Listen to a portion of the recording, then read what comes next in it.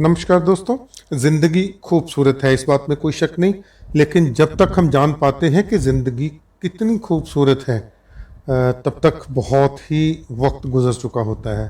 हमें लगता है कि ज़िंदगी की प्रॉब्लम्स को हम देखते हैं, ज़िंदगी दुख देती है उसको हम देखते हैं, ज़िंदगी में जो हमें कष्ट होते हैं उनको हम देखते हैं।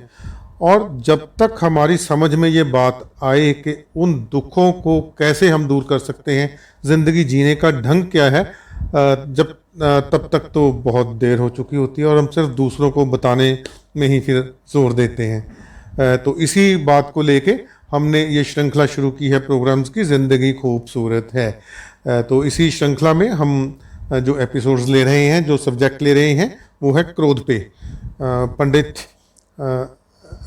आचार्य राकेश पंडित जी मोहाली से हमारे दरमियान हैं। पहले 2 एपिसोड्स दे चुके हैं, आज हम तीसरे एपिसोड में इनको वेलकम कहते हैं, स्वागत कहते हैं।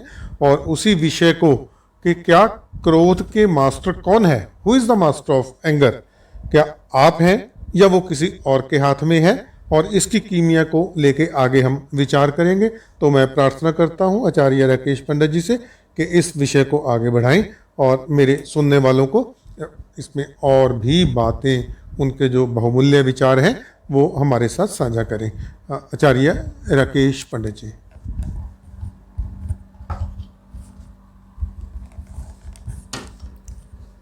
तमाम स्पेक्ट्रा टेलीविज़न और रेडियो के माध्यम से मेरी चर्चा को सुनने वाले इष्ट मित्र बांधु बंधुजनों को तहे दिल से मेरी प्यार भरी नमस्कार।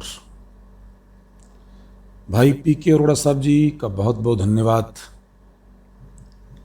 गंभीर चिंतन वाले व्यक्ति हैं जो बड़े गंभीर विषय लेकर के आप सबके बीच में मुझे लेकर के आते हैं। इनकी बातों पर मुझे भी विचार करना पड़ता है। आत्मवत् प्रदारेषु परद्रव्येषु लोष्टवत् आत्मवत् सर्वभूतेषु या पश्यति स पंडितः। जो किसी के धन को मिट्टी के समान और किसी की स्त्री को बहन और बेटी के समान समझता है और दूसरे की आत्मा को अपनी आत्मा के सादृश्य समझता है, बहुत विद्वान ऋषि कहते हैं वह व्यक्ति पंडित है। बड़े बड़े पंडितों के हृदय में ये विषय नहीं आता और बड़े बड़े पंडित, बड़े बड़े ज्ञानी, बड़े बड़े विद्वान इस क्रोध के वशीभूत होकर के एक पल में अपने जीवन की सारी कमाई को समाप्त कर देते हैं। पल के सबसे छोटे टुकड़े को समय की गणना के हिसाब से विपल कहा। एक पल का सबसे छोटा टुकड़ा, चौथा हिस्सा, भारतीय टाइम के अनुसार सेकंड सबसे छोटा टुकड़ा है। उस सेकंड को संस्कृत में पल कहते हैं और पल का चौथा हिस्सा विपल है। क्रोध एक विपल में विनाश कर जाता है। एक विपल। बहुत बड़े अच्छे परिवार के सज्जन जनों की एक बहुत भारी सभा बैठी हुई थी, मैं भी वहां उपस्थित था। धीरे धीरे सब व्यक्ति जाने लगे तो परिवार के बीच में जैसे मैं बैठा था, परिवार के एक मुखिया ने बात कही, जब सब चले जाएंगे जो परिवार के बाकी सदस्य हैं वो मेरे पास बैठे। तकरीबन बाहर से आए हुए सारे इष्ट मित्र बांधु बंधुजन विदा हो गए। परिवार के कुछ सदस्य और परिवार के कुछ गहरे मित्र बैठे हुए हैं। परिवार के सब सदस्यों को परिवार का मुखिया कहता, देखो बेटे, आज से पहले आपकी मां थी और बड़े मेलजोल करके समस्त परिवार को चलाती थी,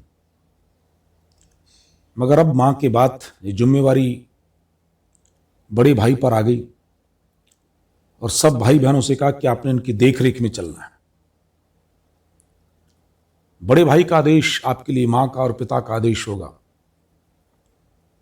मगर एक बात और कहता हूं, लड़ाई लगवाने में केवल एक विपल लगता है।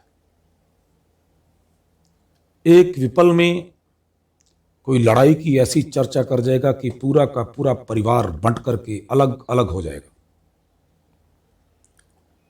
एक माचिस की सिलाई ही काफी है बहुत बड़े कष्ट के, बहुत बड़े काष्ठ के ढेर को जलाने के लिए, उसको खाक कर देने के लिए। तो मैं आपसे कहना चाहता हूं कि क्रोध की एक छोटी सी झलक, क्रोध की एक छोटी सी चिंगारी आपके जीवन की सारी तपस्या के ऊपर पानी फेर सकती है। इसलिए क्रोध को आते हुए देखो कैसे आता है। हर चीज के पांव की आहट समझ करके हम पहचान जाते हैं। स्त्रियां, मेरी माताएं और बहनें, परमात्मा ने पुरुषों की अपेक्षा एक शक्ति इनको ज्यादा दी है। अगर रात्रि को 2 बजे भी कोई इनको हाथ लगाता है तो स्त्रियां समझ जाती है ये मेरे पति का हाथ है, ये मेरे बेटे का हाथ है, ये मेरी बिटिया का हाथ है। ये शक्ति पुरुष में नहीं है। तो हम क्रोध के स्पर्श को क्यों नहीं पहचानते? हम तनाव देने वाले व्यक्ति के पैरों की आहट को क्यों नहीं पहचानते? धीरे धीरे क्रोध हमारे अंदर बस रहा है, हम उसे क्यों नहीं पहचानते? पहचान तब होगी जब हम खुली आंखों से अपने जीवन को जिएंगे। जब हम सुनते रहते हैं और सुनने के समय एक समय ऐसा आ जाता है कि सुनने की भी एक कैपेसिटी है। जब बर्तन भर जाता है तो भरा हुआ बर्तन जब गिरता तो एकदम से सब कुछ बाहर निकलता है। इसलिए सबसे पहले क्रोध के आने की चाल को पहचाने। धीर पुरुष कदमों की आहट से समझ आते हैं कि दुख आने वाला है या सुख आने वाला है। और जब क्रोध आता है तो अकेला नहीं आता, अपने साथ सैकड़ों कष्टों को, सैकड़ों दुखों को लेकर के अपने साथ आता है। और जब क्रोध वापस जाता है तब तक कुछ भी नहीं बचता, कुछ भी हमारे पास नहीं बचता। संस्कृत का बहुत प्यारा एक शब्द है, एक शब्द है समाज और दूसरा शब्द है समझ। केवल एक आकार का फर्क है दोनों शब्दों में। दोनों शब्दों की उत्पत्ति बड़ी बारीकी से व्याकरण के जाता बताते हैं और दोनों के अर्थ में जमीन आसमान का फर्क है। समझ कहते हैं पशुओं के समूह को और समाज कहते हैं सभ्य लोगों के संगठन को। आपने कभी नोट किया, 2 पशु आपस में लड़ रहे हों तो तीसरा पशु आकर के छुड़ाता नहीं है। मैं गांव का रहने वाला व्यक्ति हूं, मैंने भेड़ों को लड़ते देखा है, बकरे बकरियों को लड़ते देखा है, बैलों को लड़ते देखा है, इन सब तमाम जानवरों को लड़ते देखा है। बड़े झुंड के बीच में से निकल कर के बैल आते हैं और एक दूसरे के टक्कर मारते हैं। असंख्य पशु वहां खड़े होते हैं, असंख्य। उन पशुओं में से किसी पशु की इतनी हिम्मत नहीं होती कि जाकर के उनके झगड़े को निपटा दिया जाए, छुड़ा दिया जाए। चुपचाप सारे पशु चारा चरते रहते हैं। भेड़ें तो बहुत संगठन में चलती हैं, संगठित होकर के चलती हैं। भेड़ों का समूह तो इकट्ठा होकर के चलता है। मगर जब 2 भेड़ें लड़ती हैं, आपस में टक्कर मारती हैं, तो संगठन के बीच में से कोई भेड़ आगे निकल करके नहीं आती कि इस झगड़े को समाप्त किया जाए। ये शक्ति अगर किसी ने दी है किसी को, तो केवल और केवल मात्र परमात्मा ने मनुष्य को दी है। और मनुष्य को मनुष्य इसलिए कहा कि ये मननशील है, विचारक है, विचार करने वाला है। बहुत बड़े बड़े विचार, बहुत बड़े बड़े आविष्कार इस मनुष्य ने अपने जीवन में किए, मगर एक छोटे से विचार के ऊपर जरा भी विचार मनुष्य नहीं कर पाया। और और वो विचार है क्रोध के आने की चाल को मनुष्य नहीं समझ पाया। एक पौधे को मैं जानता हूं, जैसे हम उस पौधे को हाथ लगाते हैं तो उसके पत्ते शर्मा करके इकट्ठे हो जाते हैं, और जब तक हमारा हाथ उस पत्तों को नहीं लगता तब तक उसके पत्ते खिले रहते हैं, उसके फूल खिले रहते हैं। मुझे लगता है कहीं कहीं हमारी पोजीशन बिल्कुल उस पौधे की तरह है। किसी ने थोड़ी सी क्रोध की फूंक मारी तो तुरंत हम आग बबूले हो गए, तुरंत। धीर पुरुष वही है जो क्रोध को बड़ी बारीकी से जानता है, और ध्यान के पास पहुंचने के लिए अगर सबसे बड़ा साधन कोई है जो सीधा ध्यान तक हमें ले जाए, वो क्रोध है। आपको मालूम है स्वर्ग और मोक्ष में थोड़ा ही फर्क है। दुनिया की तमाम सुख संपदा, संसार का समस्त ऐश्वर्य आपके पास है, आप संसार के समस्त ऐश्वर्य के बीच में विराजमान हैं, तो आप स्वर्ग में हैं।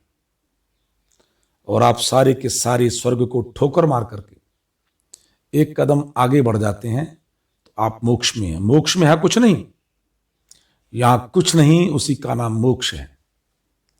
यहां सब कुछ है, उसी का नाम स्वर्ग है। और जब हम सब कुछ चाहते हैं तो सब कुछ के बीच में बहुत बड़ा क्रोध आ जाता है, बहुत बड़ा काम आ जाता है। जब आप खाली हैं, कहीं पर भी कोई भी चीज आपके पास आकर के नहीं फटकती, तो समझ लीजिए परमानंद, परम शांति को आपने प्राप्त कर लिया। इसलिए अकेले रहने का अभ्यास किया करो। अकेले रहने का अभ्यास हमारा है नहीं,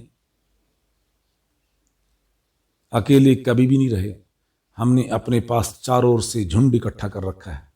अगर मोटी भाषा में कहूं तो हमने पशुओं का झुंड समझ इकट्ठा कर रखा है। समाज का निर्माण हमने किया नहीं, समाज हमने बनाए नहीं, अच्छे लोगों को हमने बनाया नहीं। इसलिए कोशिश करें अच्छे लोगों को अपने पास बिठाने की, जिन लोगों के पास बड़ा गहरा अनुभव है, जो लोग शांत हैं। पूरी दुनिया में जो लोग शांत हैं उनके नाम उंगलियों पर गिने जाएंगे। बुद्ध हो गया, कृष्ण हो गया, राम हो गया, गिने चुने लोग। हमने उन लोगों को इकट्ठा कर रखा है जिनके पास संसार की तमाम वासनाएं हैं। बोलते बोलते समय ज्यादा हो गया, विषय गंभीर है। आप सबने बड़े प्यार से मेरे को सुना। आप सबके भीतर बैठी आत्मा को मैं बार प्रणाम करता हूं। विशेष धन्यवाद एडवोकेट पी.के. अरोड़ा साहब जी का, बहुत बहुत धन्यवाद। ओम शांति ही शांति ही शांति। दोस्तों, आप सुन रहे थे आचार्य राकेश पंडित जी को। विषय था क्रोध की कीमिया। तो दोस्तों, एक बात मैं कहूँगा कि अगर आपका कोई प्रश्न है, कोई क्वेश्चन आपके दिमाग में आता है, तो आप कमेंट बॉक्स में लिख के उसको ज़रूर फॉरवर्ड करिएगा, ताकि उस प्रश्न को मैं नेक्स्ट एपिसोड में आचार्य जी से पूछ सकूं, ताकि आपको अपने प्रश्न का जवाब मिल पाए। और इसके साथ ही स्पेक्ट्रा रेडियो टीवी की तरफ से मैं आपसे ये रिक्वेस्ट करूंगा कि चैनल को मैक्सिमम आप सब्सक्राइब करें, दोस्तों के साथ शेयर करें, लाइक करें और कमेंट करें, ताकि नेक्स्ट एपिसोड भी आपको नोटिफिकेशन मिलती रहेगी। तो जो नेक्स्ट एपिसोड इस विचारधारा का, इस प्रोग्राम का शेड्यूल्ड है, वो नेक्स्ट मंडे रात को 9 बजे रिलीज़ किया जाएगा। तो इंतज़ार करिए दोस्तों, तब फिर मिलेंगे। तब तक के लिए नमस्कार।